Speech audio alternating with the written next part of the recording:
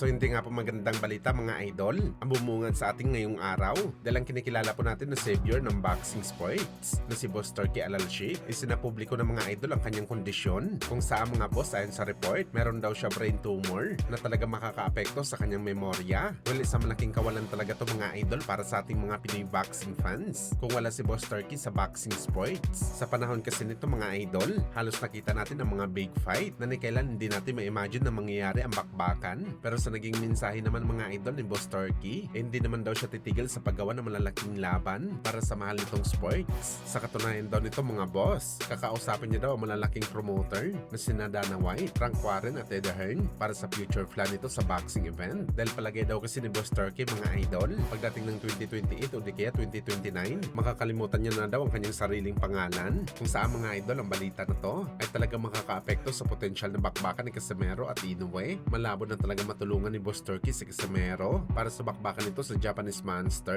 Dahil sa masamang balita na to, meron pa naman panahon si Boss Turkey mga idol na ikasaang laban ni Casimero at Inoue. Pero duda na tayo dito mga boss. Dahil ang main focus po ni Boss Turkey ang mga laban sa heavyweight division. Kaya talagang sayang mga boss. Ang panawagan ngayon ni Casimero sa Twitter X kay Boss Turkey para sa pinapangarap nito na laban kay Inoue.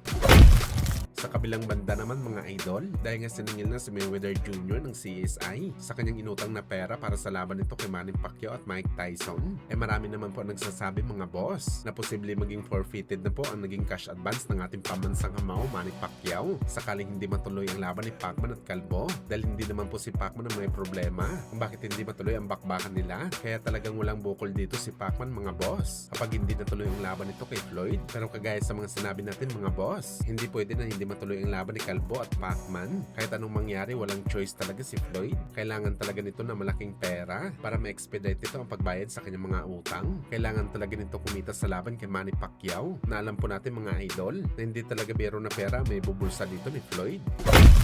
Samantala prangka nga po na sinabi mga idol ng Japanese Monster na Uya Inoue na willing daw siya labanan si Bam Rodriguez. Depende ito sa American fighter kung makapag-decide na ito na umakyat ng timbang. Kaya pa naman daw mga idol bigain ni Inoue ang kanyang katawan at kunin ng 122 pounds na kay Bam daw ang pagpapasya mga idol kung lalaban ito. Pero hindi daw ibig sabihin nito mga boss. Maghihintay daw si Inoue ng matagal para kay Bam kapag naramdaman daw ng kanyang katawan ang hirap nito sa 122 pounds. Hindi daw siya maghihintay kay Bam. Ayaw daw kasi ni Inoue mga idol na mag-aksaya ng panahon.